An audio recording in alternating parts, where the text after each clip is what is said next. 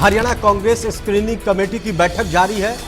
कांग्रेस की बैठक का आज तीसरा दिन है। बैठक में कांग्रेस नेताओं से मुलाकात की जा रही है। उम्मीदवारों की लिस्ट तैयार कांग्रेस की तरफ से हो रही है।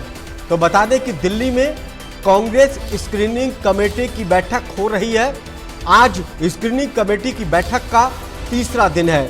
कांग्रेस की महत्वपूर्ण बैठक है। स्क्रीनिंग कमेटी में कांग्रेस के नेता एक एक करके मुलाकात कर रहे हैं और इस कमेटी में उम्मीदवारों को लेकर चर्चा हो रही है।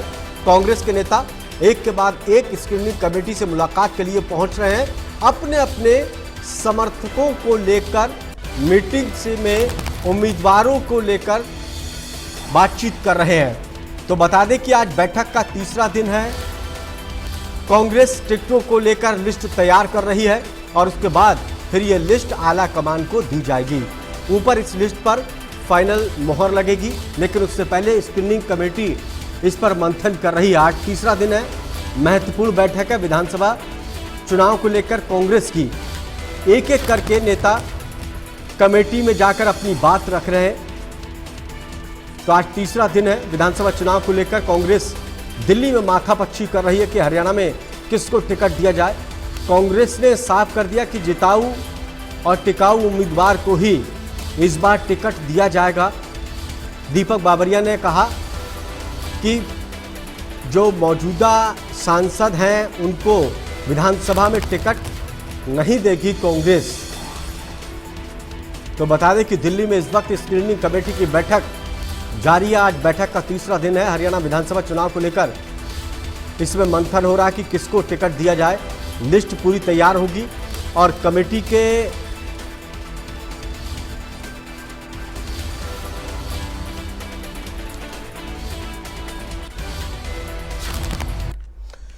चलिए दिल्ली का रुख करते जहां दीपक शर्मा ब्यूरो चीफ हरियाणा हमारे साथ जुड़ गए हैं ज्यादा अपडेट के साथ। दीपक शर्मा, आज तीसरा दिन है कांग्रेस स्क्रीनिंग कमेटी की बैठक का। काफी महत्वपूर्ण ये बैठक है, क्या कुछ अपडेट है?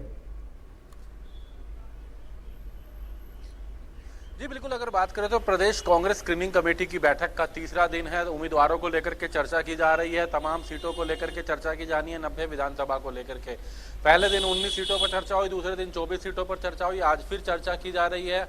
लगातार जो तमाम सीटों को लेकर के मंथन जो है प्रदेश कांग्रेस की स्क्रीनिंग कमेटी कर रही है।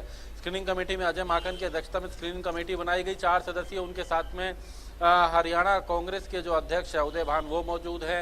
हरियाणा के पूर्व मुख्यमंत्री भूपेंद्र सिंह हुड्डा मौजूद है। उनके साथ में हरियाणा कांग्रेस के प्रभारी दीपक बाबरिया मौजूद हैं। तमाम नामों को लेकर के चर्चा और एक पैनल तैयार किया जा रहा है, जिसके बाद कल शनिवार को जो है ये लिस्ट पूरी करने के बाद पार्टी हाईकमान को ये लिस्ट सौंपी जाएगी। जिसके बाद 2 तारीख को, अगर बात करें 2 सितंबर को, केंद्रीय जो चुनाव समिति है कांग्रेस की, जो सीईसी है, उसमें मंथन किया जाएगा। यानी कांग्रेस की जो सीईसी है उसमें 2 तारीख को मंथन होना। लेकिन उससे पहले हरियाणा कांग्रेस और उनके साथ में प्रदेश कांग्रेस की स्क्रीनिंग कमेटी जो है तमाम नामों को लेकर के चर्चा कर रही है। लगातार मंथन किया जा रहा है।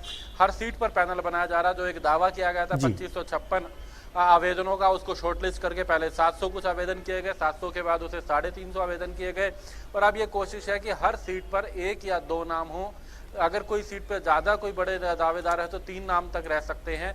कोशिश यही है कि जो पैनल जो बनेगा उसमें मैक्सिमम 150 से 200 नाम सभी 90 विधानसभाओं को लेकर के हो। यानी कि अधिकतर सीटों पर 1 नाम भी रखा गया है, कहीं 2 नाम भी रखे गए हैं। तो उसको लेकर के पैनल तैयार किया जा रहा है। अभी नामों को लेकर के चर्चा की जा रही है। बाकायदा रिपोर्ट भी, कांग्रेस भी अपना सर्वे की जो रिपोर्ट है उसको साथ आधार बना करके बाकायदा एक लिस्ट जो है वो तैयार कर रही है।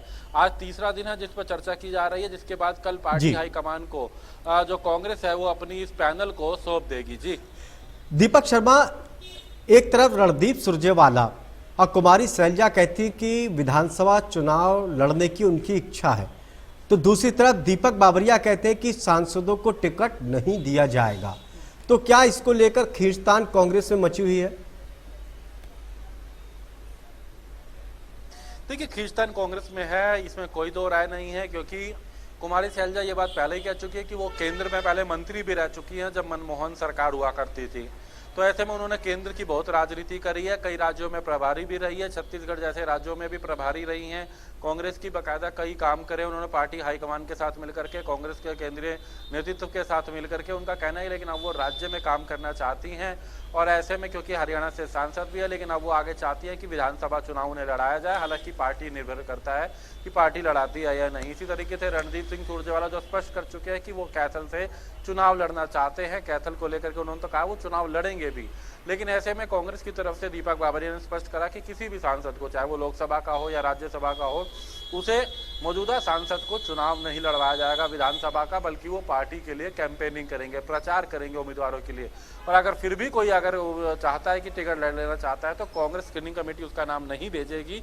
वो जाकर के पार्टी के राष्ट्रीय अध्यक्ष मल्लिकार्जुन खड़गे से बात करें। हरियाणा कांग्रेस स्क्रीनिंग कमेटी के जो पैनल बन रहे हैं उनमें किसी भी सांसद का नाम नहीं रखा जाएगा। तो ये तमाम चर्चाएं हैं, खींचतान है, ये लगातार ये बयानबाजी भी है। लेकिन एक बात तो कहा जा सकता है कि खुद को जो मुख्यमंत्री की दौड़ में मानते हैं कुमारी शैलजा और रणदीप सुरजेवाला, अगर उन्हें विधानसभा की टिकट नहीं मिलती तो आगे एक बड़ी चुनौती भी रहेगी। क्योंकि अगर सरकार आती है तो, क्योंकि दावा कांग्रेस का भी है और भाजपा का भी है, तो ऐसे में मुख्यमंत्री कौन होगा ये तमाम समीकरण बनते हैं। लेकिन उससे पहले ना तो किसी चेहरे पर चुनाव और ना ही किसी सांसद को चुनाव लड़वाना, ये कांग्रेस अपने तय कर चुकी है। और इसको लेकर के प्रदेश कांग्रेस के प्रभारी दीपक बाबरिया भी अपना बयान दे चुके हैं। जी चलिए, नजर बनाए रखिए इस बैठक पर, आप हमारे साथ बने रहिए। इस बीच एक बड़ी खबर आ रही है।